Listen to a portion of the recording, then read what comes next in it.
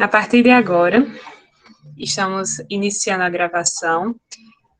A passagem, vamos dar continuidade a que a gente iniciou na semana passada, chama-se Jesus Conhece os Homens. Vou compartilhar aqui com vocês. É uma passagem bem curtinha, que está em João, no capítulo 2, né, logo no início do Evangelho de João.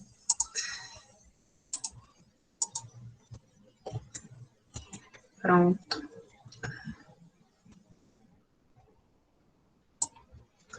Irina, você poderia ler para a gente a passagem? Posso sim. A primeira tradução, né? Jesus conhece os homens. 2:23. Quando estava em Jerusalém, na festa da Páscoa, muitos creram no nome dele, ao virem os sinais que ele fazia. 2:24. O próprio Jesus, porém, não confiava neles, visto que conhecia a todos. 2:25. E não tinha necessidade que alguém testemunhasse a respeito do homem, pois ele mesmo sabia o que havia no homem. Haroldo Dutra Dias, Novo Testamento, FEB, Kindle. E a próxima passagem também, Larissa, ou não? Não precisa não, porque a gente já viu, né, que não há muitas diferenças entre a Bíblia de Jerusalém e a tradução de Haroldo. E agora a gente vai adentrar nos elementos, certo? Então, esses foram os elementos que a gente selecionou. Então, vamos começar pela ordem, né? O primeiro elemento que tá aqui é homem, né? Ficou com Israel. Ele me passou aqui um material. Eu vou compartilhar, né, Israel, esse material? Coloca ele aí que a gente vai... Certo. Porque, na verdade, eu era para ter montado no PowerPoint aqui, mas eu estou com inspirado o Office aqui no meu computador ainda, aqui do hotel. E eu fiquei de ver, e, na verdade, a gente tinha pensado em adentrar um pouco mais dentro desse tema em relação até o próprio sentido ali de filho do homem. Mas como eu estava olhando na passagem, dentro da pesquisa que eu comecei a fazer, na verdade, esse homem que ele coloca ali, porque João, dentro desse contexto, dessa característica do evangelho dele, de estruturação, onde ele, vamos dizer assim, tem no começo de apresentação de Jesus como esse ser divino, né, da esfera crística, e depois apresenta o precursor e depois os seus discípulos, a apresentação, ele coloca o templo ali como aquela estrutura que eu falei, ele vem nesse segmento assim, estruturando esse evangelho dele, como se fosse as bodas lá, um compilado, como se fosse uma introdução dessa nossa viagem como peregrinos, nessa epopeia humana. E dele dentro da simbologia do templo, que é a expulsão dos vendilhões, e quando ele faz essa transição, porque a gente vai ver assim que o pergaminho, os textos antigos, não tinha essa divisão que se tem hoje, onde a gente separa de versículo por versículo. Então, o tema, na verdade, quando sai do templo ali, ele vem apresentar o homem, a humanidade, e entrar nesse aspecto do evangelho dele, apresentando a humanidade em si, os problemas humanos, né? Onde o Cristo vai transitar nessas questões das problemáticas humanas, desde que ali é o final que a gente está no capítulo, o final do capítulo 2, né? Seria o capítulo 3 até o capítulo 12, e dali em diante do 13 até o 17 é esse trato com os discípulos, e do 18 ao 21 é ele no caminho para o Calvário, né? Onde que ele vai só. Então tem muito delineado essas características do evangelho dele. Então, como eu vi ali, e não adianta sim, eu pensei em adentrar, em explicar, mas a perícope não pede isso, né? Ela pede, na verdade, ela traz o homem ali como humanidade em si. E eu estava vendo também num texto lá do Novo Testamento interlinear e analítico do grego para o português, né? Inclusive, ali a gente tem como título, não é igual nos traz ali Haroldo, Jesus conhece os homens. Ali tem o título, Jesus conhece todas as pessoas. Então, ele vem nesse sentido de caracterizar a questão, sim, da exemplificação da humanidade em si, no trato que ele vai ter nesses capítulos adiante, né? Com o que é humano mesmo, com essas nossas problemáticas do dia a dia e os interesses, vamos dizer assim, nesse lado humano. Então, eu comecei lá o texto, lá colocando homem como do grego, que é anthropos, né? Que ele é usado de várias formas ali, esse anthropos, né? Que fala assim, de modo geral, é o ser humano macho ou fêmea, sem referência a sexo ou nacionalidade. Daí tem essas passagens, esses exemplos lá em Mateus 4:12 e em João 2. Principalmente, vamos dizer assim, quando relatou ali essa pesquisa que eu estava fazendo aqui, em João 2:25, que é o capítulo da nossa passagem. Então, ele traz mais esse aspecto de ser ali tanto macho como fêmea, o ser humano. Então, na verdade, João faz simplesmente uma introdução da onde ele vai adentrar nessa apresentação dele dessa trajetória de Jesus, né? Essa vinda dele, assim, dentro do seu evangelho. E segue ali que outra forma em distinção a Deus é seguindo lá mesmo, lá ainda, acho que na B, em distinção a Deus, em Mateus 19, em João 10 e Gálatas ali, a carta 1, e também ali esse outro aqui agora não lembro qual carta que é essa abreviação aqui. E outra forma também é a indistinção animal, né, que traz também em Lucas, quando ele fala de antropos, né, ele está diferindo o homem do ser animal. Essa passagem 5, versículo 10. E às vezes no plural também, homens e mulheres, pessoas. Por exemplo, em Mateus 5, ele traz antropos como homens e mulher no plural, né? E ali fala literalmente ninguém dos homens. Então seria, na verdade, num contexto geral, tanto homem quanto mulher. Em algumas ocasiões, com sugestão da fraqueza e imperfeição humana, como em Coríntios lá, e Atos, né? E depois eu achei também nesse dicionário bíblico universal essa distinção de homem. Ele fala que as principais palavras traduzidas para o homem no Antigo Testamento são Adão, né, que está em Gênesis 1:26. É também um termo coletivo que se emprega por humanidade. Então, lá na Gênesis, a gente vai ver assim que, só que ali já em hebraico, né, em Gênesis, e se distingue de Deus, que é a mesma palavra lá do grego que foi traduzida para antropos, né. E depois também tem Ishi, que está em Gênesis 2, capítulo 24, que é o indivíduo do sexo masculino. Depois eu vou desmembrar um pouco mais embaixo que Isha, na verdade, Isha é mulher, né? A definição para o gênero feminino. E também tem Enosh, que está em Gênesis 6, versículo 4, que seria mais relacionado à raça humana como seres mortais. Então, na verdade, o Enosh está designado no Antigo Testamento como Enosh como esse ser mortal, né? E Geber também tem tradução como homem, que seria o homem na sua robustez, né? A sua estrutura, vamos dizer assim, de diferenciação entre a mulher. E no Novo Testamento, as principais palavras são Aner, que está em Lucas, né? Capítulo 1, versículo 27, que é o homem da idade madura, o homem já idoso, né? O ancião.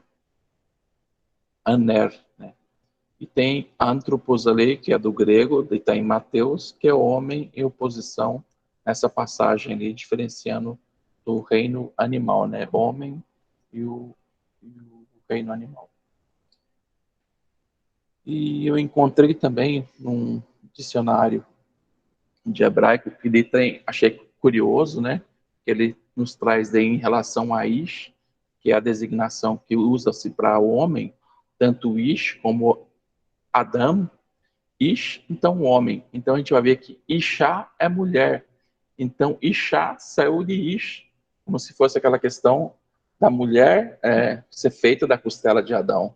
Então a gente vê assim que a língua hebraica ela é interessante, que ela tem esses links com a palavra, vamos dizer assim, muito mais profunda do que muitas das vezes a gente imagina.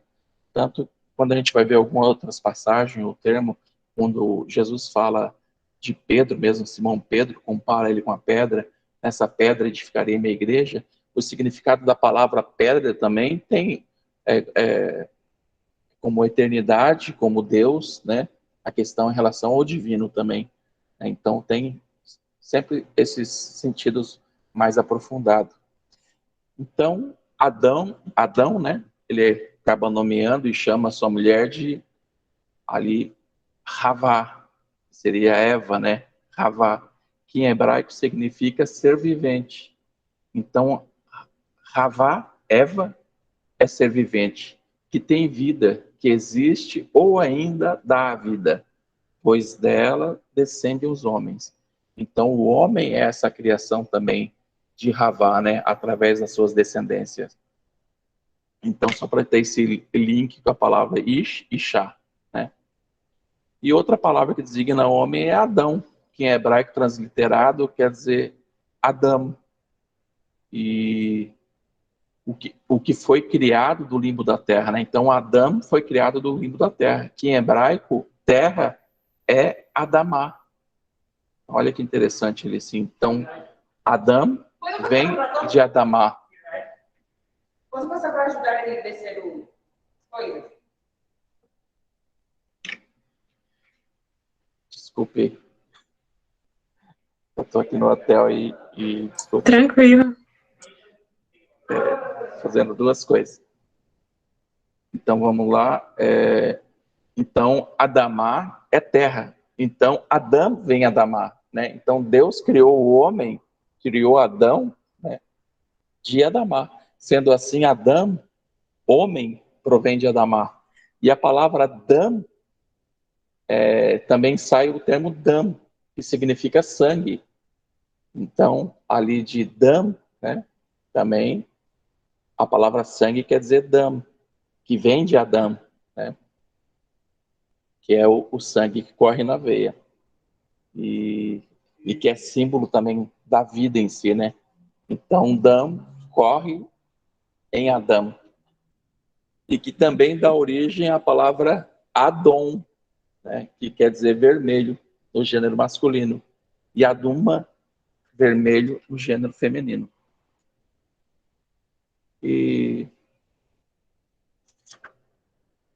bom, acho que basicamente a introdução, vamos dizer assim, de homem que traz nesse texto é em relação, sem querer adentrar, que eu falo, eu tenho também outros textos que eu tinha feito levantamento para distinguir a característica de filho do homem, assim como o Antônio lá trouxe também para que eu pudesse fazer essa diferenciação, mas como eu vi que na película não vai para esse direcionamento, então eu achei melhor deixar assim. Que em outros momentos a gente vai ver falar na passagem ali sobre filho do homem, né? E daí a gente vai adentrar com mais profundidade nesse sentido. Muito bom, Israel. Inclusive, eu estava dando uma olhada no Bible Hub, que apresenta, né, qual a palavra que está lá em grego. Realmente, você colocou essas opções aqui, e o que aparece nessa passagem é anthropos, né? E que, como você mesmo disse, significa, né, a humanidade, que significa, né, o ser humano. Né? E eu acredito que seja isso, né, com relação a esse elemento. Alguém quer fazer alguma pergunta, algum comentário? Achei muito boa a pesquisa. Eu pensei, porque se eu adentrasse ali um pouquinho nessa questão de explicar sobre Ben Adam, que seria filho do homem, né? A gente estaria, vamos dizer assim, entrando nessa característica mais de Jesus em si. E ali ele não está querendo referenciar Jesus, ele está querendo referenciar a humanidade. Porque ele vai apresentar essa questão do lado humano, né? Da humanidade em si que ele vai falar. Exatamente. Mas foi a abordagem, né? Foi a mais coerente com a passagem. Então é isso, gente. Então vamos passar, né, para o próximo elemento. Caso alguém queira falar, pode ficar à vontade, viu? Bom, então o próximo elemento, seguindo aquela sequência, é sinais. E Irvina, né, preparou um material, eu vou passando aqui e a gente vai lendo, né? Só um minutinho para eu colocar aqui para vocês.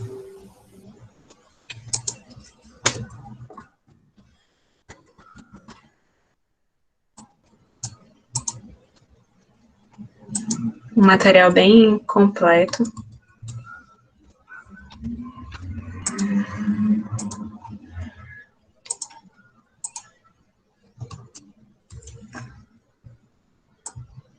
Pronto, está carregando. Eu imagino que agora vocês consigam ver, né? Boa noite aos colegas. Na verdade, substituindo a companheira Lili, né, ela teve, na terceira, externalizou no grupo que não podia ficar com elemento, sinais, e eu resolvi apropriar o primeiro elemento e não sabia que já estava começando num mega elemento, né? Tinha noção pelo que a gente conversou no último encontro, mas não sabia. Mas aí eu conto com a ajuda dos queridos universitários colegas, que a qualquer momento pode estar interrompendo. Minha principal dificuldade realmente foi me deter a perícope, né? E eu quis trazer para o nosso estudo, até para instigar no nosso consenso, outras traduções, né? E também coloquei rapidamente, serei muito sucinta, um livro do Emmanuel, que também traz um trechozinho de sinais, mas sem querer ser tendenciosa no nosso consenso lá no final.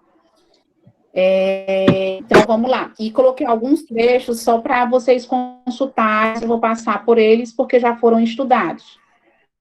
Por favor, universitários, me ajudem. Então, certo, eu só ir dizendo que eu vou passando. Ou então, se você quiser passar, é só dizer. Pode ser eu mesma, não, né? Tranquilo. Pode ser, aí a gente sintetiza. Então, a gente vai estar estudando o item sinais.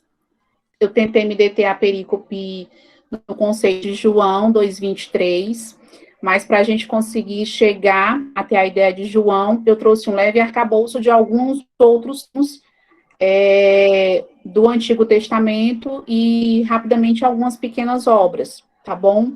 Então, a cronologia que a gente vai estar estudando não é um item fácil, né? Os colegas podem até estar me confirmando que já tem mais propriedade. E, assim, foi um item que, quando se pesquisa, vence outras e outras e outras coisas. Então, resumir ele também foi muito difícil. Com vocês que o nosso estudo anterior, ele ajudou muito, né, a estar já entrando nesse item, as notas que foram tomadas ajudaram bastante, e aí vamos lá, a parte prática. No slide 2, eu me detive a uma cronologia de sinais, né, o item sinal, ele vem desde o Antigo Testamento, e aí ele vem simbolizando um ser aliança entre Deus e Israel.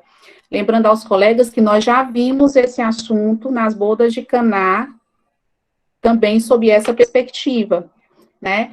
E aí, durante todo o Velho Testamento, e eu coloquei entre aspas a palavra sinal, apresentava essa simbologia. Então, as grandes alianças entre Israel, elas sempre eram seguidas de um sinal para estar confirmando essa aliança. E aí, mais na frente, eu coloquei os trechos. Eu coloquei um trecho que é novo para a gente. Eu coloquei os sinais como meio de afirmação das alianças, A minha formação de base é engenharia de produção e civil, então eu juro para vocês que eu pedi ajuda aos universitários, né? Meu esposo, ele é teólogo, então eu fui nele, beber na fonte de um teólogo, para chegar. Então, assim, ele me ajudou em alguns itens da parte mais ecumênica, eu vou fazer leitura, e se ele quiser, ele dá uma complementação. Eu vou estar fazendo leitura da tradução ecumênica das edições Loyolas, né, da Bíblia Tebe, eu acho que os colegas que já estudam devem conhecer.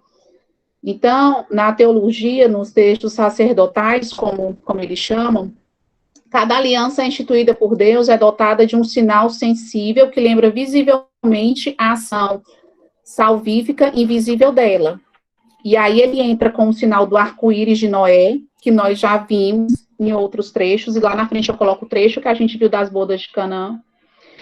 E a humanidade, salvos no dilúvio, a circuncisão de Abraão, escolhido no meio das nações, em Gênesis 17, o cajado de Arão no Sinai, quando da ereção do santuário por parte de Moisés para o perdão das faltas, em Números 17 e 25. E aí eu entrei num trecho, e os colegas me corrijam se eu estiver errada, eu senti a necessidade de colocar rapidamente 2 trechos rápidos dessa obra de Emmanuel, só para contextualizar um pouquinho, porque até para, como eu coloquei, né, ecumênico, eu resolvi trazer um pouco de Emmanuel, e aí ele sugere no livro Caminho, Verdade e Vida, esforcemos por entender semelhantes verdades, pois existem numerosos aprendizes aguardando os granais, como os preguiçosos que respiram a sombra, a era do fogo fato para menor esforço. Passado a ideia da Bíblia na tradução ecumênica e a primeira ideia e a ideia de Emmanuel, eu quero ver com o Ronaldo se ele quer complementar com alguma questão, na parte teológica, aí eu saio um pouquinho e ele entra, se ele quiser. Eu queria só ressaltar, né, uma questão que é importante, a questão dos sinais que sempre aparece no momento da aliança. Então, quando a gente fala em aliança, Deus fazia as alianças e, através dali, apareciam os sinais. E, assim, só para destacar aqui para a gente, né, nível de conhecimento, que nós tivemos, assim, um estudo hoje, né, baseado na Bíblia, na Tebe, que é uma Bíblia ecumênica que foi elaborada, e hoje ela serve de material de estudo, porque, como ela é ecumênica, né, ela congrega, assim, são vários teólogos católicos, evangélicos, né, de várias matrizes de pensamento teológico. Então, é só para ajudar, assim, a enriquecer mais o nosso estudo, que eu sei que é muito importante, né, a gente sempre trazer novidades, né, no estudo. Então, colegas, continuando, eu também coloquei um trecho rapidinho do Caminho, Verdade e Vida do Emmanuel, né, que ele fala o seguinte no capítulo 136, a grande tarefa do mundo espiritual, em seu mecanismo de relação com os homens encarnados, não é de trazer conhecimentos sensacionais ou extemporâneos, mas é de ensinar os homens a ler os sinais divinos, aí entra a palavra sinal, de novo, que a vida terrestre contém em si mesma, iluminando-lhes a marcha para a espiritualidade superior. Julgo eu lá na frente, que a gente vai estar adentrando um pouquinho nessa parte, então não vou me deter, só trouxe o do livro. Porque eu quis sair um pouquinho também do Haroldo Dutra, eu não quis tendenciar muito para o estudo 2 do Haroldo Dutra, que é esse item, porque tem colegas que já estudam também e ficaria repetitivo, eu quis ir para outras fontes, para a gente, né, alianças firmadas na Bíblia, que vem, né, como sinal representando alianças, e entra naqueles estudos que nós vimos, colocados pelo Antônio, tanto em Gênesis, que é a aliança da criação, aliança com Noé, com Abraão, aliança com Moisés e Israel em Êxodo, né, em Salmos, a aliança com Davi, e a grande aliança em Mateus. E eu coloquei para vocês os trechos que, Larissa, me fala ou não se eu me detenho. Eu não me programei para me deter, porque, assim, eu estou mesmo em cima período, né, que seria o foco do nosso estudo, então seria mais para estar informando. Esses trechos ele já tem naqueles nossos estudos das bodas de cá, e o que só mesmo está reforçando, porque acabou entrando numa mesma matemática parecida, né? E aí eu coloquei aqui os trechos que foram corroborando o que eu falei anteriormente, a aliança com Abraão, a aliança com Moisés e Israel no Antigo Testamento, a aliança com Moisés e Israel novamente, o outro trecho que aparece, a aliança com Davi. E aí nós fechamos a simbologia de aliança no Antigo Testamento, aliás, de simbologia de sinais no Antigo Testamento, representando a aliança, né, para a gente servir de base de arcabouço para o Novo Testamento, em João.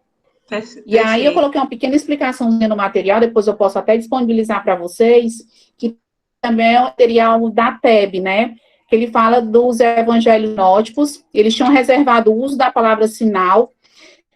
Vou pedir agora ajuda para os companheiros, para o companheiro Israel, que eu sei que ele, para o colega Israel, que eu sei que ele conhece bastante a questão do sêmio, que vem do grego e vem de, eu fui dar uma olhada no dicionário, vem de sinal, vem de prodígio, de milagre. Se eu não estiver indo pelo caminho, por favor, me ajude. Aos grandes prodígios que deviam caracterizar a inauguração dos tempos messiânicos. E aí eu coloquei os trechos que tem na Bíblia ecumênica do Novo Testamento, que falam de sinais, corroborando essa questão dos evangelhos sinóticos. Por contrastes, designavam os milagres com a palavra dinamês, que significa atos de poder. Chegando ao nosso foco, que é João, nessa visão da TEB. João, renomando a concepção do Antigo Testamento, que foi colocado lá em Isaías, considera os milagres como gestos simbólicos que devem indicar que em Jesus se realiza o acontecimento escatológico, que é o que viria por vir, né? Que até o Antônio entrou há uns 2 estudos atrás na questão do início e do fim do Evangelho, tratando, né, referente a Jesus. E aí convidar todos a perceber a filiação divina, né? Ele começa falando verbo. E aí, no Novo Testamento, na visão também do TEB, tem a transformações da água em vinho acontecida nas bodas, que a gente já viu, simbolizando a passagem da antiga aliança para a nova aliança. Então, não vou me deter, só para a gente realmente entender o assunto. E que o trecho que nós já havíamos trabalhado no estudo anterior, que é relevante para esse estudo, que é o texto de Mateus 26, 28, depois tomou um cálice e deu-lhe dizendo, bebei dele todos, pois isto é o sangue da aliança, sinal, que é derramado por muitos para a remissão dos pecados. Eu vos digo, desde agora não beberei deste fruto da videira, até aquele dia em que convosco beberei o vinho novo no reino do meu Pai. E coloquei algumas considerações prévias baseadas no que a gente viu. E que a gente já tinha conversado um pouco sobre elas no estudo, sem entrar ainda em consenso, só simplificando os trechos, que a gente já não está lendo, para também não ficar tão extenso. Jesus, ele compreende as limitações humanas, e que os seres humanos necessitavam de sinais para a questão da concepção na fé, a fé baseada em sinais. Na além, já haviam-se nele os sinais de Messias, fala-se nos trechos de João, que a gente ainda vai estar estudando. A questão também da fé condicionada à demonstração de sinais, e aí a exigência por sinais, demonstrando uma fraqueza humana, né? A gente até falou também sobre isso no estudo anterior, da semana passada. Teve a questão dos mercadores do templo, que a gente viu, no último item que a gente estudou, e a exigência por sinais, aquela questão da fé ligada à barganha, dos sacrifícios, que a gente viu muito bem. Aí eu coloquei para a gente estar fazendo uma ponte de ligação. Os sinais relacionados à questão do fiar, né? Se eu não estiver enganado, o colega Israel que fez essa colocação no estudo passado, eu tenho quase certeza que o colega Israel que fez essa colocação. Com a questão da postura limitada dos homens e os sinais envolvia ainda muitas ações, que é quando João ele finaliza o evangelho falando que não foram descritos ainda tudo, que havia ainda muitos sinais por vir. Jesus, o sinal como a preparação do Espírito de Deus, do amor divino aos homens, né? O Evangelho de João, diferente dos demais, mostra essa intimidade com Jesus, e aí trata também nessa questão como pano de fundo. E João, ele fecha o Evangelho falando dos sinais não vistos. E eu coloquei só para fechar o nosso estudo hoje de sinais, rapidamente, uma colocação do dicionário, né, que as ocorrências no Novo Testamento são muito semelhantes àquelas do Antigo Testamento no item relacionado a referência aos sinais celestiais que irão ocorrer como indicações do final dos tempos. Aquelas com conhecimento especial serão compreendidas como indicação que o final dos tempos estão chegando. E aí tem os trechos do Evangelho, dos Evangelhos sinóticos, que eu posso até colocar no grupo. E, assim, esses sinais apocalípticos não têm conotações astrológicas no Antigo Testamento. Também não há menção do sinal como selo da aliança, também há menção do sinal como um selo da aliança, por isso trabalhei muito a palavra aliança e as alianças do Antigo Testamento entre Deus e Israel, em referência à circuncisão em Romanos 4:11. Saindo um pouquinho de João, mas lá na frente vai ter também um plano de sinais. Esse foi o item. Se os colegas quiserem ajudar, por favor, sejam bem recebidos. Irvina, que material maravilhoso, deu para ver, né, o quanto que você se esforçou para fazer essa compilação. É difícil até, né, de resumir, porque é tanta coisa que a gente acha, mas achei interessante quando você trouxe, né, a questão dos sinais que simbolizam a aliança entre Deus e Israel. Então, Jesus como um ser, né, que fazia esses sinais, mostrava a sua natureza divina, né, essa sua aliança com Deus. E outra coisa que eu gostaria de destacar é você ter trazido essa questão da exigência de sinais, né, como a gente viu na passagem anterior. Nessa passagem, a gente vê, por exemplo, né, o seguinte, que muitos creram nele, ao virem os sinais que ele fazia. Então, é como se a fé, né, desse povo, dessas pessoas, fosse baseada nesses sinais, muitas vezes nesses milagres. E uma fé verdadeira, né, não vai ser uma fé baseada só nessas demonstrações. Né, tanto que nessa própria passagem diz, né, que Jesus não confiava neles, ou não se confiava a eles, né, demonstrando que a fé tem que ser baseada em algo muito mais profundo. Então, esses são os comentários, né, que eu gostaria de fazer. Se mais alguém, né, gostaria de comentar sobre o que foi apresentado, podem comentar, fiquem à vontade.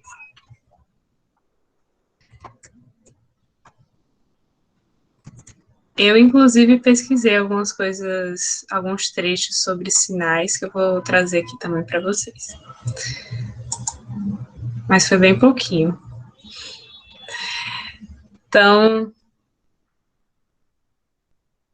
desde já, eu parabenizo pela compilação, pelo trabalho. E aqui eu vou compartilhar o resultado dos próximos elementos que ficou para mim pesquisar.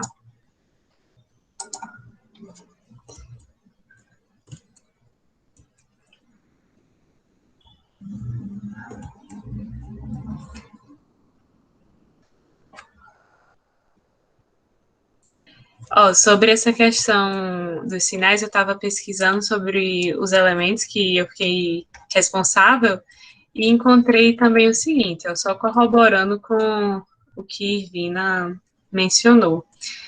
Entre outros sinais, Jesus ortogou outorgou à humanidade o sinal de sua própria vitória sobre a morte.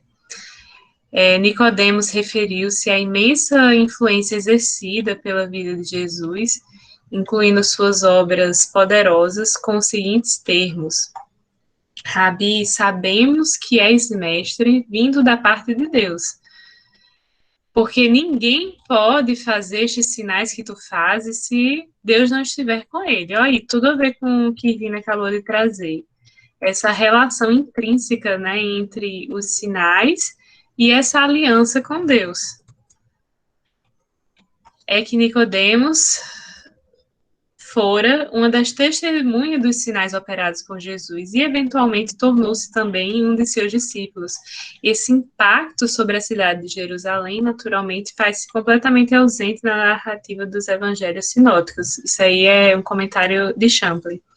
E ele ainda completa dizendo que a influência dos sinais na criação da fé é um elemento reconhecido por João, conforme essas citações, mas isso é considerado muito mais como um estágio rudimentar da crença.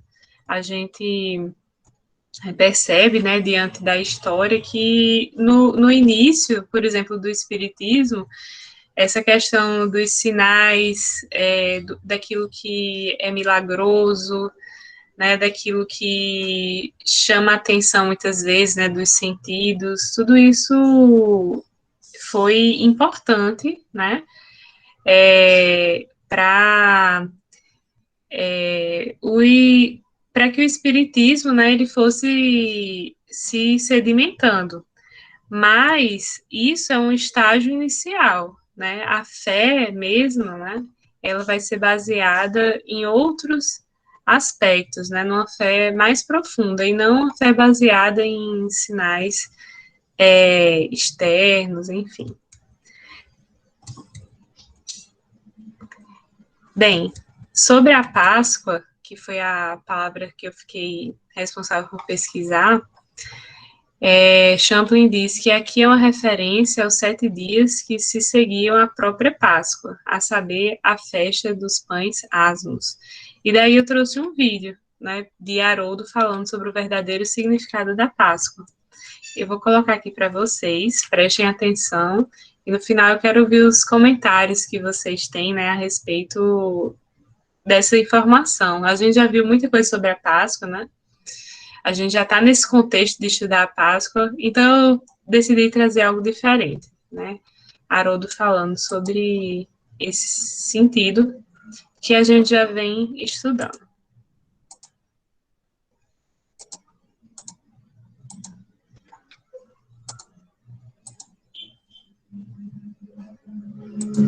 Estão pelo cristianismo e depois, de certo modo, deturpadas e se transformaram na celebração atual da Páscoa, com seus coelhinhos, com seus ovos da Páscoa e com uma festa que quase não guarda nenhuma relação com a Páscoa genuína.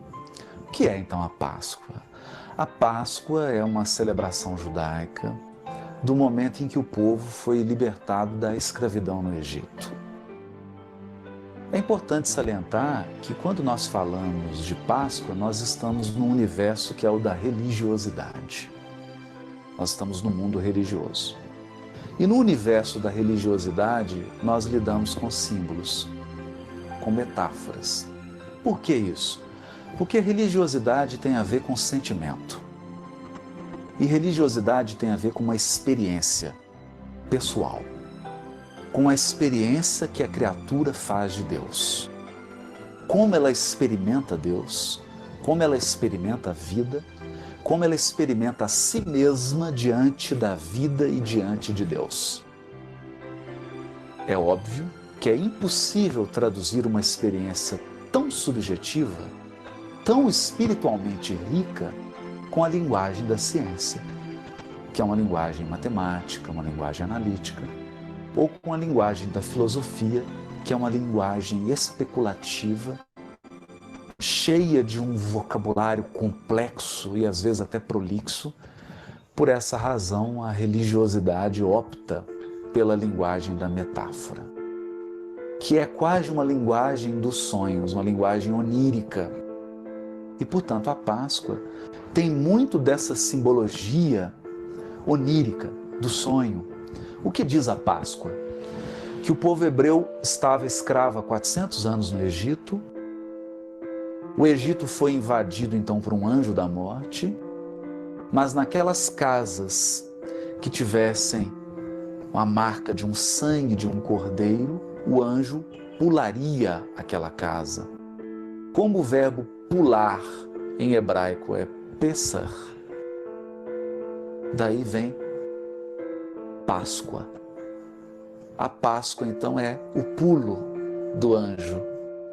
O pulo que ele dá nas casas que tem a marca do cordeiro e que, portanto, foram poupados da tragédia de perderem o filho mais velho da casa. Essa é a simbologia. Por que o cordeiro? E aqui é interessante. Na celebração da Páscoa judaica, o cordeiro ficava uma semana com a família. Eles pegavam o cordeirinho e ele ficava dentro de casa. Ali as crianças brincavam com o bichinho, criavam uma relação de afeto com ele. Daí uma semana, o animalzinho era quase que um membro da família. Então, ao entardecer da sexta-feira, toda a família se reunia e o animal era sacrificado. E tinha que ser assim. Porque se alimentar do cordeiro da Páscoa precisava ser uma experiência de dor. É a experiência da perda de alguém amado. Então a Páscoa tem a ver com essa experiência espiritual. A experiência da libertação espiritual, mas que é uma experiência de desilusão.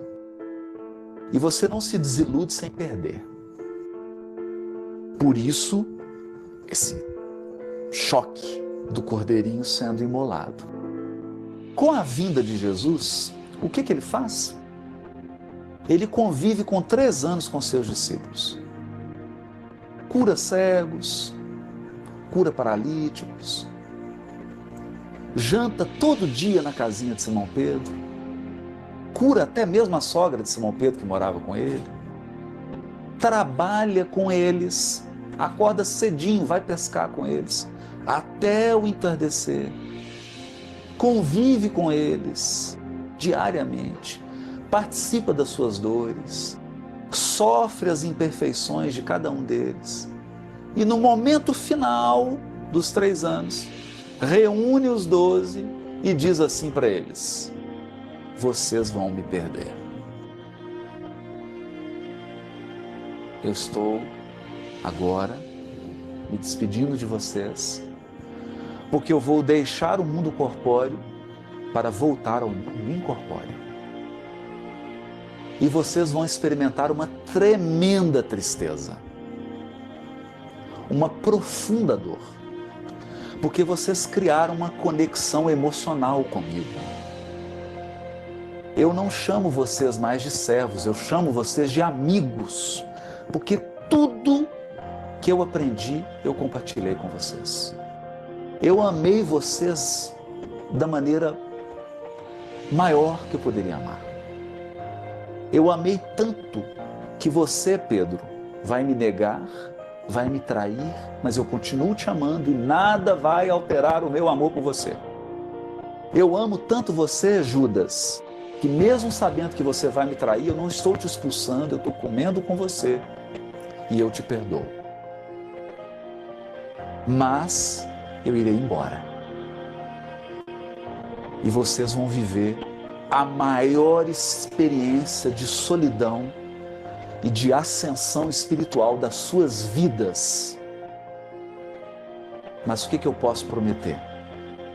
Que do mundo espiritual estarei junto com vocês, vou ampará-los em todas as suas atividades e estarei eu mesmo do mundo espiritual comandando a expansão do cristianismo. Portanto, essa crise da morte é apenas um portal para a imortalidade, porque a vida não cessa no túmulo e toda vez que vocês se sentirem solitários, Toda vez que vocês sentirem falta da minha amizade, do meu amor, da minha dedicação, da minha presença, vocês vão se reunir, vão celebrar a Páscoa em minha memória, em memória da minha amizade, em memória do meu amor e, sobretudo, em memória da libertação de que eu sou mensageiro, porque Jesus veio libertar o homem da escravidão da matéria, da escravidão dos sentidos. Egito, em hebraico, chama-se Mitzrayim. Mitzrayim, em hebraico, é estreiteza, prisão. A matéria é opressora, os sentidos físicos são estreitos. A mensagem de Jesus é libertadora, porque ela vem trazer um amor incondicional, um amor que ama independente de. Portanto, é um amor que liberta. Então ele recomenda, reúnam-se, celebrem a Páscoa para celebrar o amor, para celebrar a minha dedicação e para celebrar a imortalidade da alma, a vida espiritual. Mas, infelizmente, os séculos passaram e nós transformamos a Páscoa em coelhos e ovinhos coloridos de chocolate, apagando completamente a dimensão espiritual e a experiência religiosa que a Páscoa propõe, que é uma experiência de Deus, é uma experiência de solidão, é uma experiência de amar e de se sentir amado. Não importam as circunstâncias. Isso é a Páscoa.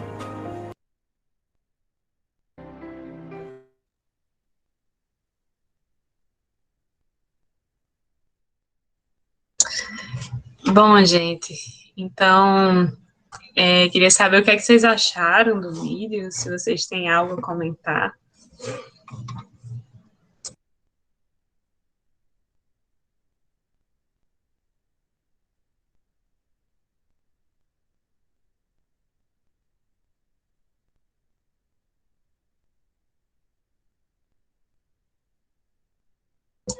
Um de cada vez. Bem, eu vou começar, então. Eu achei interessante, primeiro, que ele resgata o sentido da Páscoa para o povo judeu. E é aquilo que a gente já vinha estudando, né? A Páscoa, né, literalmente significa o pulo daquele anjo, né, da morte, que não iria levar o primogênito da casa. Eu lembro logo do filme de Moisés, é uma animação que tem, que mostra, né, justamente essa cena. E acho interessante também a ligação que ele fez entre a Páscoa judaica e a Páscoa cristã, né? Achei bonita essa relação, Jesus como Cordeiro de Deus. E ele termina dizendo, né, a Páscoa, ele traz essa simbologia, né? Traz essa importância da gente refletir, né, sobre a nossa convicção, sobre a imortalidade da alma. E Haroldo faz esse convite, né, que na Páscoa, quando a gente se sente solitário, que a gente se reúna, que a gente celebre a Páscoa, em memória da amizade de Jesus, em memória do amor que ele nos ensinou, que ele viveu, em memória da libertação, né, de que ele é mensageiro. E que libertação seria essa, né? A libertação, a gente às vezes é muito preso, né, à matéria, aos interesses imediatistas, ao materialismo, enfim, que a gente possa ter os nossos principais valores, os nossos principais objetivos, né, baseados na espiritualidade, na aquisição de valores que não morrem, né, que não são transitórios. E Irvina comenta que Haroldo lembra o Pessa, não sei falar, mas o Pessa é celebrado em casa como uma refeição ritual e familiar, rica em simbologia e significados até hoje em algumas famílias. Pois é bonito, né? Porque é algo que é retratado não por palavras, né? Mas por símbolos mesmo, né? Então é isso. É o que a gente tem para trazer sobre a Páscoa, inclusive uma data que acabamos, né, de comemorar. Que a gente possa levar isso para os outros dias do nosso ano.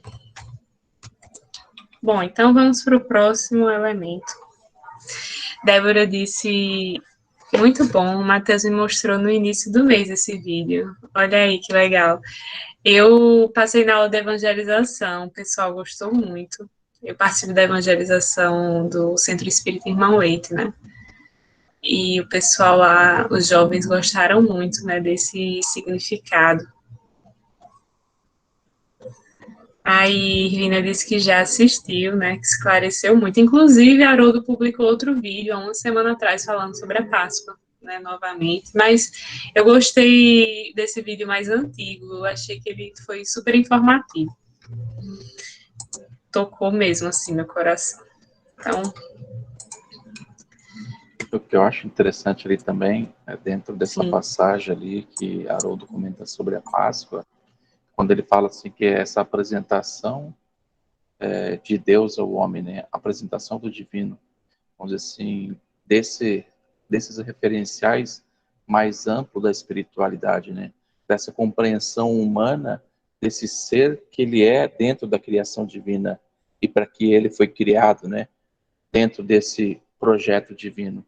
Porque aquele homem que vem do primitivismo está passando por um planeta de prova e expiação, como se a gente estivesse na metade desse ciclo, dessa maturidade nossa, adentrando um plano de regeneração. Interessante que a gente vai ver que é um meio de um ciclo mesmo. A gente está passando por esse meio do ciclo. Assim como Jesus adentra ali as bodas, é no meio da festa que ele chega. Você vê que ali é a introdução dessa trajetória nossa de caminhada à evolução, quando Jesus nos apresenta através desse texto, quando ele entra na festa, ele chega na festa, no meio, vamos dizer assim, porque a festa durava em torno de 7 dias, ele chega no terceiro dia ali, no meio, vamos dizer, e é essa apresentação dentro da cultura judaica, como que Jesus, sendo talvez esse marco, eu falo assim, desse bar mitzvah, dessa maturidade da humanidade, né? Como se ele viesse marcar essa nova era, desse novo entendimento, vamos dizer assim, de nós, seres humanos, né? Esse bar Adam, no entendimento do que é o divino, né? Então, só o amor que poderia apresentar o divino, né? E assim como ele fala assim que essa experienciação do Cordeiro é essa questão do afeto, daquilo que a gente se apega ou tem amor, né? Que é uma experiência de dor, de perda de alguém amado, né? Então Jesus, ele faz com que, vamos dizer assim, a gente venha a compreender esse divino através dessa própria epopeia de experienciação dele, né? E do que ele tinha que passar através da cruz, vamos dizer assim, para nos exemplificar esse amor divino. Muito bom, Israel, muito bom. Esse Jesus, né, como esse símbolo de amizade, né, que na Páscoa a gente, mais do que nunca, precisamos resgatar, né, e que ele, em meio, né, a todos esses desafios, né, que ele viveu, ele chamava, né, os seus discípulos, né, de amigos. Naquele momento que, por exemplo, Judas, né, chega com os soldados ele se refere a Judas como amigo. Ele diz assim, amigos, o que vens fazer? Algo nesse sentido, não lembro bem qual a frase, mas ele chama Judas de amigo. Então, que a gente possa restabelecer, né, esses laços de amizade com Jesus, porque ele continua sendo o nosso amigo desde sempre. Que possamos nos fazer amigo de Jesus, né? Trazê-lo para as nossas vidas.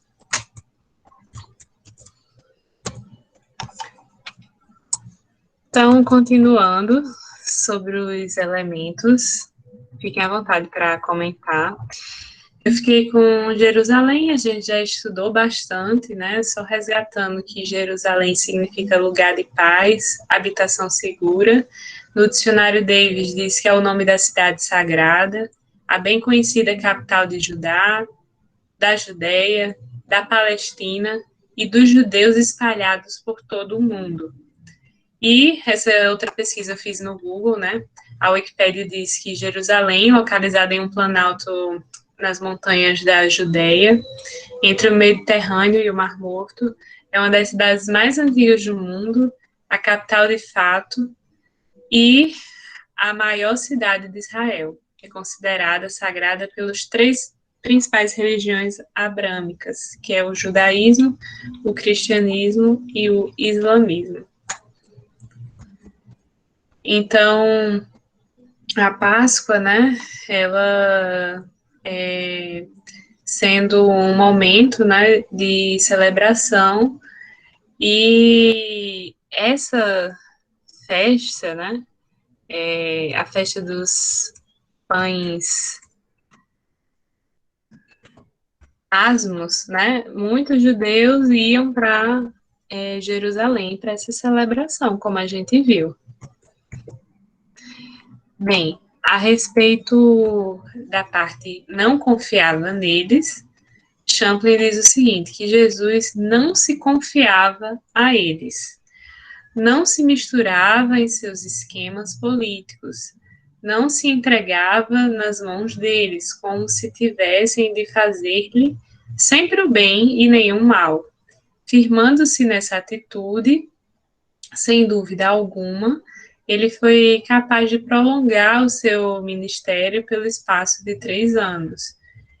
De outra maneira, teria sido extirpado da terra muito mais cedo.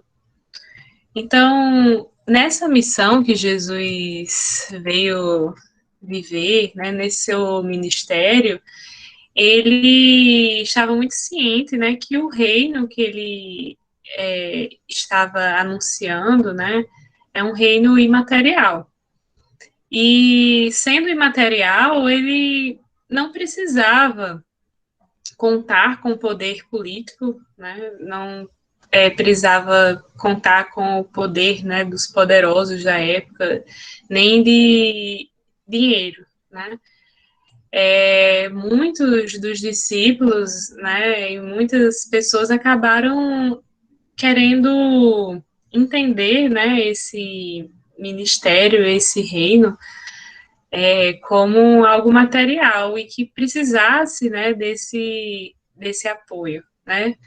Tanto que Judas, ele, né, procurou fazer, né, aquela negociação, mas ele nunca pensou, né, que Jesus, ele pudesse vir a, por exemplo, ser crucificado, e isso acabou causando um grande remorso.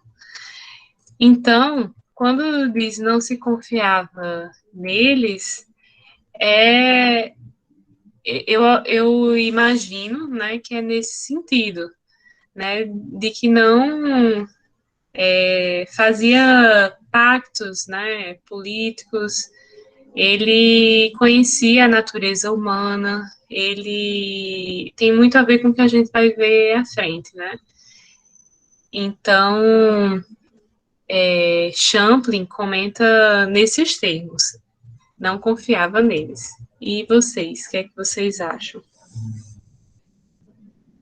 Vocês concordam? A gente viu até no estudo anterior, né, Larissa, essa questão mesmo da limitação humana, né? Por isso da confiança, né? E tive um colega que, não me recordo quem, além da limitação humana, a limitação humana dos homens da época, né? Então, por isso Sim, da questão da necessidade do falar, às vezes, em parábolas, ou tentar tornar uma linguagem mais simples para conseguir levar a mensagem. perfeito. E sobre esse mesmo assunto, né, o Champlin, ele disse o seguinte, que Jesus sabia, né, o que iria acontecer com ele, né, ele tinha vamos dizer assim, a clareza suficiente, né, de saber o que estaria por vir, né, justamente pela sua natureza divina. Então, ele escreve nesses termos, né, que Jesus ele demonstrava, né, na verdade o evangelista ao escrever mostrava essa certa reserva de Jesus, né, essa reserva demonstrada por Jesus. Então isso foi algo que o evangelista escreveu, né, como que Jesus estivesse prenunciando, né, o que iria acontecer, a questão do Calvário, né, a questão da crucificação.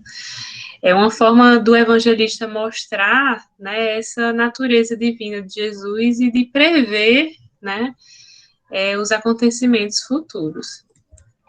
Foi algo que Champlin escreveu também.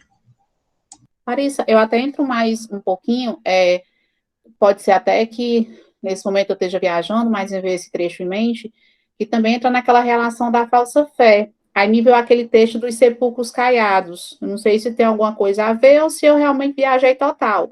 Mas me veio a questão da falsa fé agora e me veio também esse trecho, né? Sim, Jesus muitas vezes denunciava, né, essa questão da hipocrisia, né, essa questão de demonstrar algo e no interior, né, você sentir algo diferente. Então, isso tem a ver com a hipocrisia, né, com a falsidade, enfim. Mas é o que Jesus, por ser de natureza divina, sondava, né, as mentes. Então, tem tudo a ver com essa passagem, né, dos sepulcros caiados. E com muitas outras que Jesus denuncia essa atitude, né, do ser humano. Eita, Ismael tá entrando agora. A palestra dele terminou, ele pôde entrar. Olha aí. Boa noite, pessoal. Boa noite, Ismael. A gente tá falando sobre esse trecho aqui. Sim. Não confiava neles. Aí a gente acabou de ler esse comentário bíblico de Champlin. Sim, Estava aí. aqui Você explicou, né, Larissa? Estava aqui na palestra, terminou agora, do jeito que eu estava, eu fiquei aqui, até estava tocando. Desculpem a minha ausência hoje, essa palestra tem sido marcada há algum tempo, mas a Larissa assumiu aí, com certeza deve estar sendo uma ótima reunião aí. E vamos acompanhar o finalzinho, né, com vocês. Perdeu o lugar. Ai, Boa, Jesus. substituído. E Irvina comentou aqui no chat que eu falei, né, sobre esse fenômeno de sondar que Jesus tem, né, de realmente ler, de sondar o ser humano, de saber, né, das suas intenções, da sua natureza, dos seus pensamentos, né, das suas propensões. Um scanner, né? Exatamente.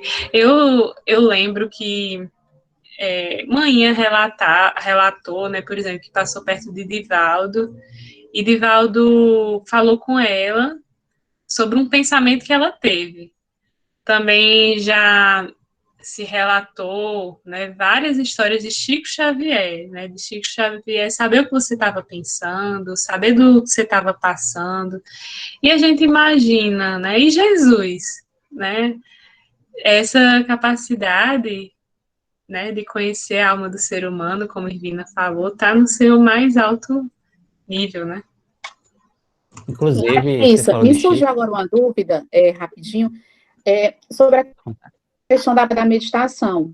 Era algo que antes eu não fazia, e com o estudo do próprio Evangelho Espírita, que já fez pouco mais de um ano, e comecei juntamente com isso a prática da meditação. E foi algo que me ajudou muito, inclusive na Covid, para trabalhar a respiração, me ajuda em tudo, assim, a parte medicamentosa, enfim, me ajudou em tudo.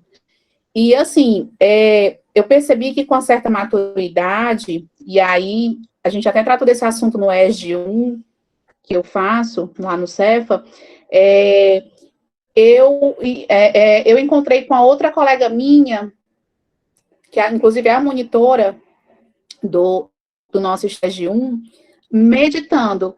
E aí, geralmente, eu não sou muito de falar, e eu senti a necessidade de mandar um WhatsApp para ela, porque eu senti, eu a vi, eu não vi os outros rostos de luz que estavam meditando comigo na praia, né, geralmente minhas meditações, eu tenho essa anestesia muito acho que, enfim, e aí, mas eu vi, e aí eu senti a necessidade de mandar um WhatsApp para ela e perguntar se ela estava bem, e aí estava com uns 10 minutos que a avó dela tinha sido entubada por Covid, inclusive chegou a desencarnar. E ela é uma pessoa que nós não nos conhecemos pessoalmente, mas desde a primeira vez que eu a vi por câmera, eu tenho uma alegria imensa de vê-la. Tanto quando ela está bem, como quando eu a vi no último estudo, quando ela está triste, eu entristeci muito. E aí, nós somos muito amigos, eu e Ronaldo, e depois eu fui tocar um assunto com ele, porque eu tento muito levar isso muito para o lado da ciência, né? Como eu falei no passado, essa questão dos fenômenos, né? Por eu não estudado ainda, é tudo muito novo. Pode ser que com o aprofundamento eu venha estar estudando. E aí me veio essa lembrança, quando a gente estava conversando em relação a essa questão do entendimento da alma. Eu acho que quando a gente, julgo eu e minha ignorância, vai ganhando a maturidade com o evangelho, com a questão da caridade, a gente, de certa maneira, é como se a gente recebesse, e até soberba minha dizer, um milímetro de uma gotinha, de um pouquinho da divindade perto da gente. Eu acho que dos bons espíritos, enfim, a gente fica com essa sensibilidade maior. Né? Inclusive, meditar com aprofundamento do Evangelho Espírita está sendo bem mais fácil. Né? Aí você falou agora, eu lembrei, você mesmo do sondar. Muito bom, Irvina. Inclusive, a gente Que vai falar bom. mais um pouquinho sobre isso, quando a gente vai falar sobre conhecer a todos. Diga, Ismael. Aproveitando que Vina deu um exemplo bem, bem legal de como a gente... Um exemplo prático, né, dessa forma de influenciação, de percepção, de sensibilidade. Foi óbvio que a gente precisa estar sempre... Eu costumo ser, Vina, assim, bem cético, porque eu lembro que Kardec também foi muito cético ao observar a- esses fenômenos, essas influências, né? E eu acho que a gente tem que se espelhar nisso com um cuidado, mas também, como você bem abriu essa inspiração através da meditação, a gente também não pode travar essas intuições positivas que vêm, que nos chegam, essas influências positivas que nos chegam. Eu tenho um exemplo muito forte, Larissa comentou sobre o exemplo de Chico, como o Chico tinha essa percepção até pelo espírito que ele era realmente uma pessoa, como a gente sabe, transcende a questão da religião, né? Como o Chico Xavier é admirado, né, em outros meios, católico, enfim, é quase que uma unanimidade por causa da sua atitude, né? E eu tenho um exemplo pessoal bem interessante, eu não sei se eu vou lembrar dos detalhes, mas o meu pai me conta que antes mesmo de eu nascer, né? Então isso já década de 80 provavelmente. Então, Chico estava encarnado, estava vivo aqui nesse mundo, e ele estava vivenciando uma crise profunda ali no início do relacionamento com a minha mãe, E como ele era espírita e ela era evangélica, até hoje ela é evangélica. Então, de vez em quando eu falo aqui como isso é legal, foi legal para mim viver num lar com esse aspecto interreligioso, assim, né? Uma parte evangélica e uma parte espírita. E de maneira respeitosa, óbvio que tem os conflitos, né? Tem alguns conflitos, mas, tipo, hoje está 100%. Foi uma lição muito grande para mim. Mas, enfim, nesse período ele estava nessa crise, assim, porque a família da minha mãe, no princípio, não aceitava muito essa ideia dele ser espírita, né? Hoje, graças a Deus, está tudo bem, né? Mas naquela época era dessa forma, e aí ele estava muito angustiado. E aí ele tinha muita vontade de encontrar com Chico, ouvir alguma coisa, alguma orientação do Chico Xavier, fez uma prece, se sentiu muito conectado a ele. E aí ele disse que poucos dias depois recebeu uma carta. Você vê, geralmente muita gente mandava naquele período, se correspondia muito através de cartas, né? Não tinha internet ainda. Muita gente enviava carta para Chico Xavier. Ele não tinha enviado nenhuma, mas recebeu uma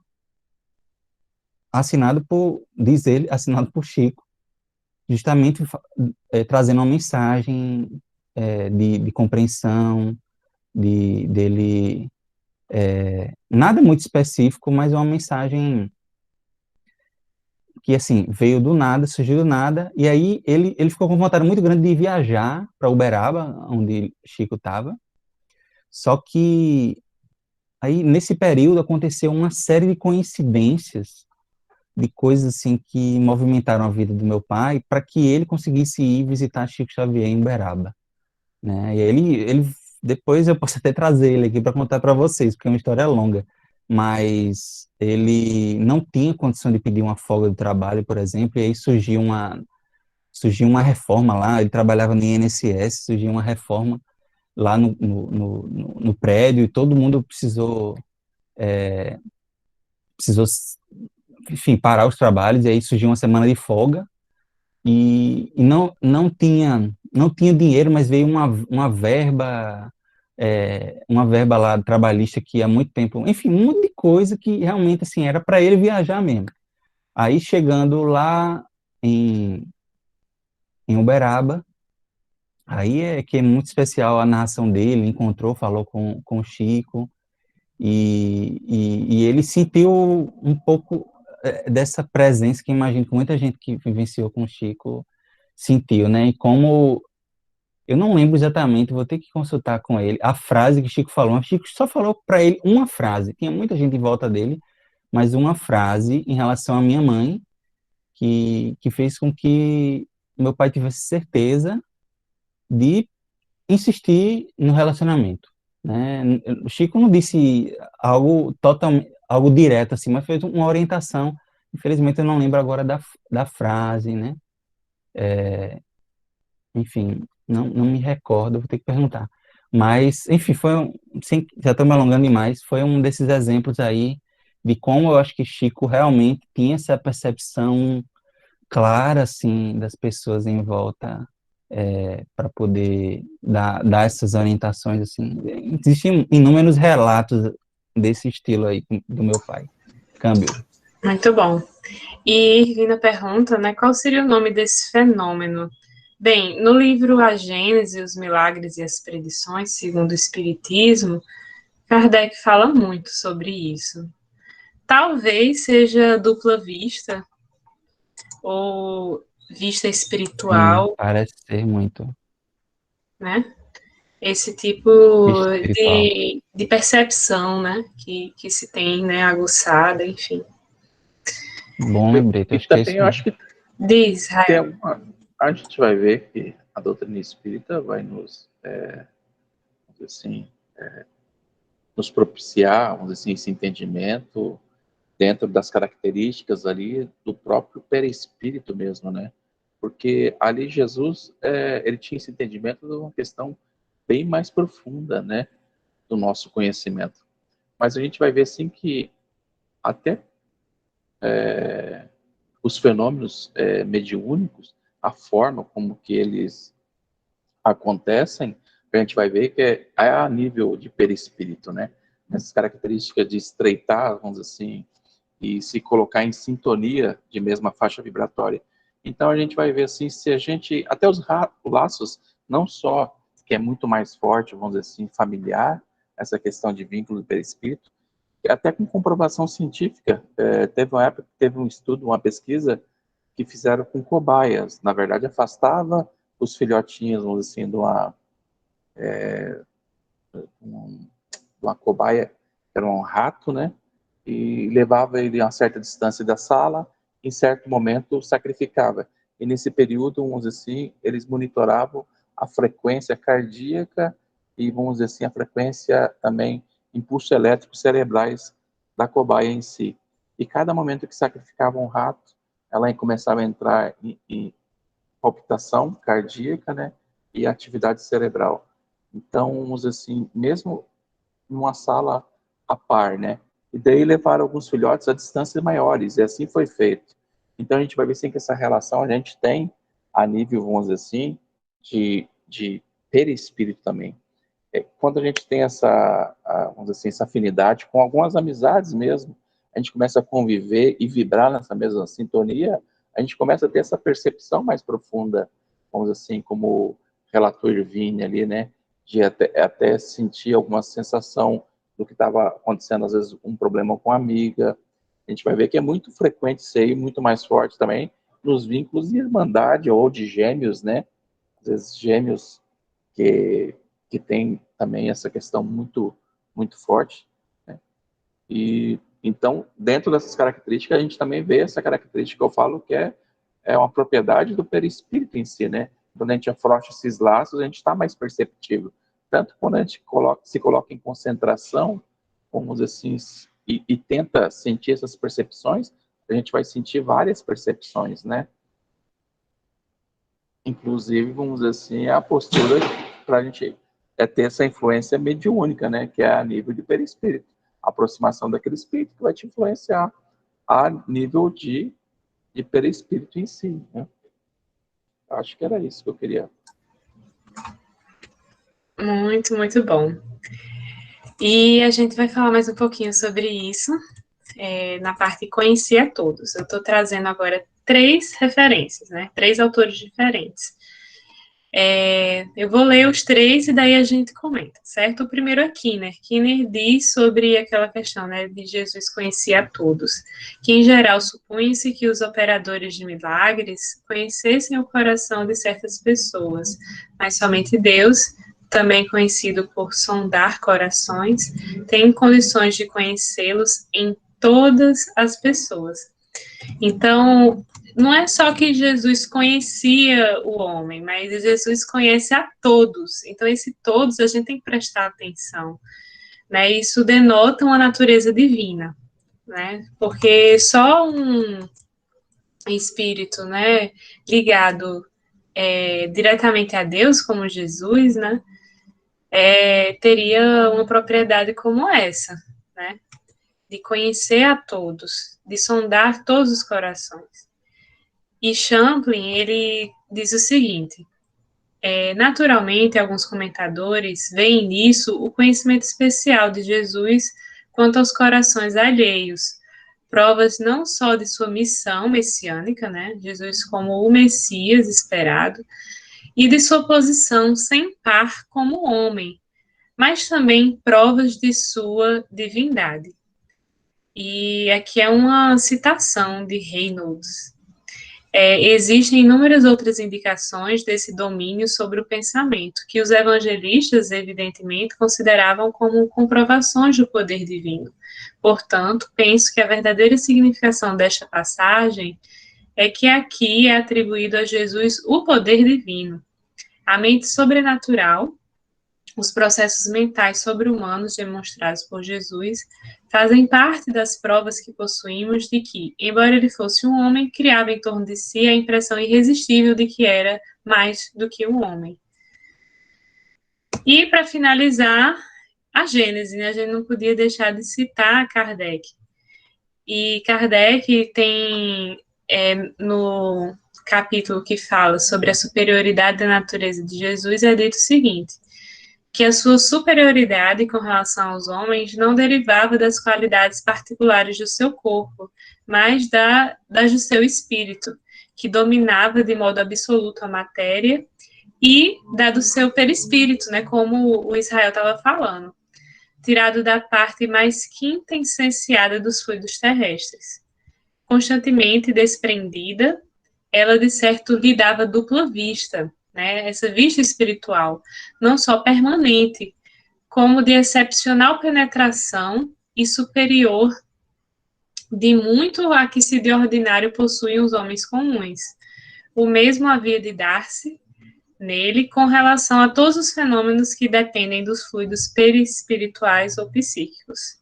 Então, em resumo, meus amigos, nessa passagem, né, Jesus conhecer a todos denota esse poder divino, né, essa relação divina. Jesus como esse mensageiro, como esse Messias, né, e que por meio dessa faculdade, ele sabia, ele sondava os corações, né, e nessa passagem denota uma certa que Jesus não se confiava aos homens, né, no sentido de que ele conhecia o que estava por vir, né, ele sabia que acabaria muitas pessoas traindo, ele saberia que poderia levar nessa questão da crucificação, mas nem por isso ele deixava de executar, né, a sua missão. Bem, é isso. Podem comentar. Que é interessante também, você falando, eu abri aqui, eu estava vendo aqui o Novo Testamento interlinear, ele tem lá no grego, que ele fala aqui, nessa finalzinho, que ele diz, deixa eu ver aqui, meu grego ainda é fraco. Egnoski ti ento antropo, que seria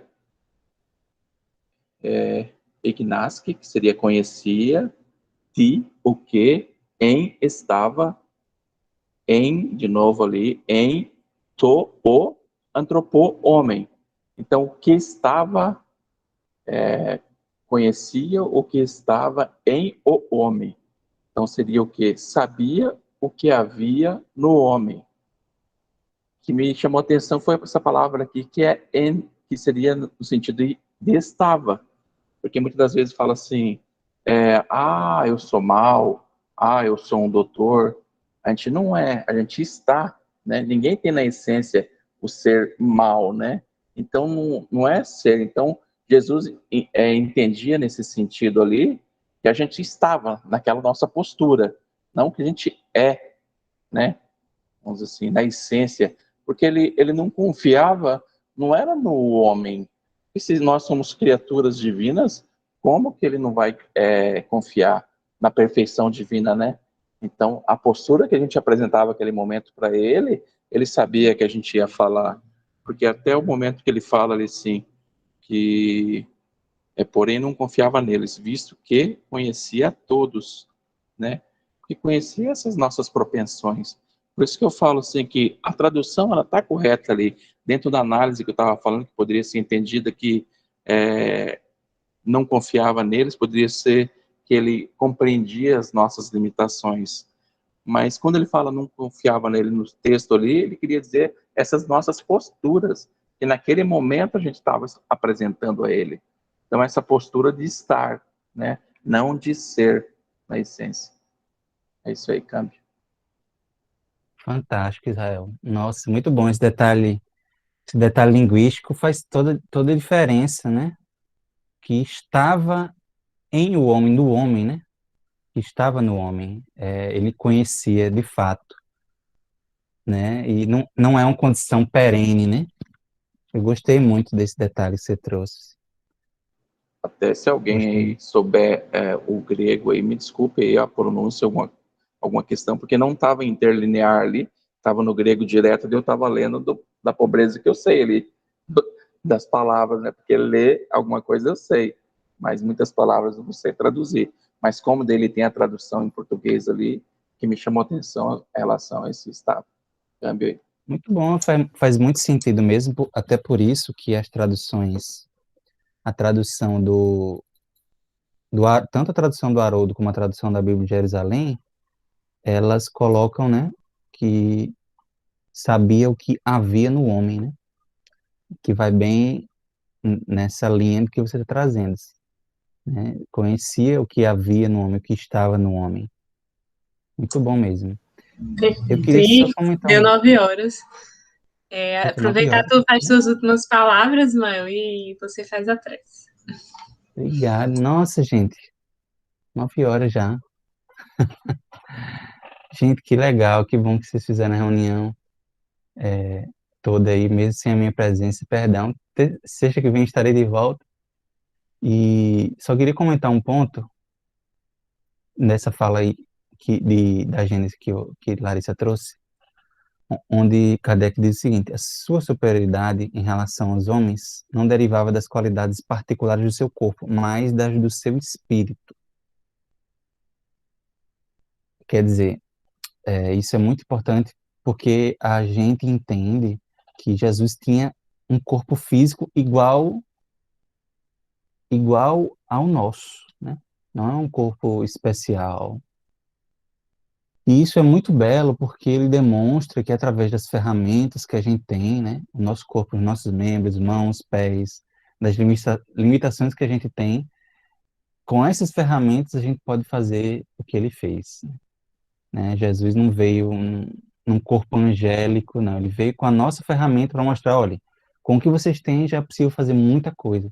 Por isso que ele dizia, né, vós sois deuses, que a gente pode fazer muito mais do que ele fez. Ele dizia isso, está no Evangelho. Então, isso é muito interessante, essa fala do Kardec em relação a isso, né? Que existiam algumas teorias em relação ao corpo fluídico de Jesus, mas Jesus, o especial de Jesus não estava na matéria dele, sim no espírito dele, né? Na essência dele, era uma essência pura, por isso que ele podia fazer e realizou tudo que ele realizou. É isso, meus amigos. Muito bom o estudo. Se a parte que eu peguei foi ótima, imagina o estudo inteiro. Vamos fazer, então, nossa prece final. Semana que vem a gente continua. Pois Não sei não, se a faz gente prece volta. musical, ó. Tu tá aí do lado do teclado. Pois é. Eu geralmente não toco aqui no Google Meet, que é a ferramenta que a gente usa, porque não fica tão legal. Mas, já que eu estou aqui do lado, talvez trave um pouco aí para vocês, mas eu aceito, então. Pode ser uma prece musical, então? Sim, foi até a pergunta de Débora, ela deu a deixa. Boa, Débora. Então, vou fazer isso. Queria fazer mais vezes. Só não faço por causa disso mesmo, por causa da ferramenta. Mas, vamos lá. Vocês estão escutando o teclado? Sim. Dá para ouvir, né? Então, vamos lá. Vou tocar a música até em homenagem ao Ceará, ao grupo AME. Música Súplica a Jesus, pode ser? Pode.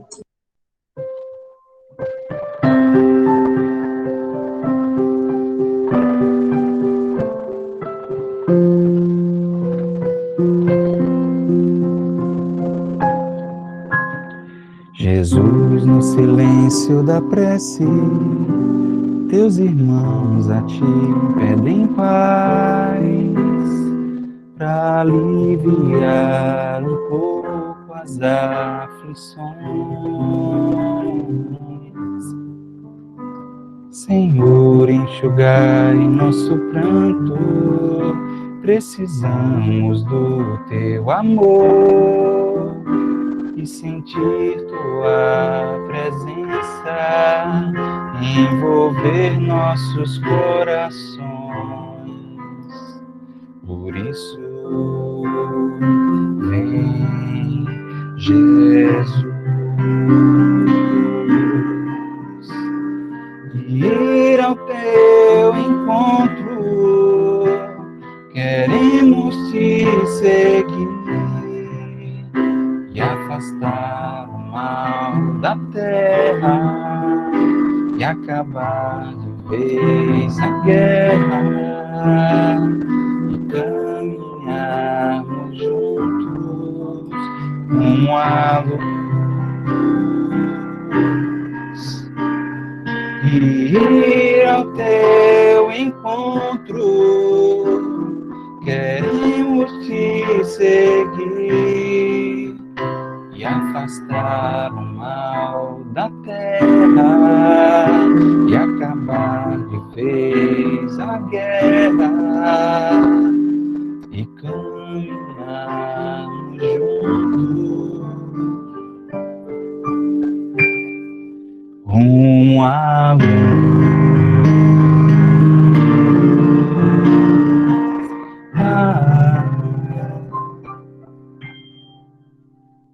Que assim seja. Que assim seja. Até a próxima sexta, gente. Beijo, até a próxima sexta. Um abraço grande. Um Ótima abraço. semana para Um todos. abraço a todos. Bom final de semana. Bom final de semana para todos. Um abraço, Ronaldo.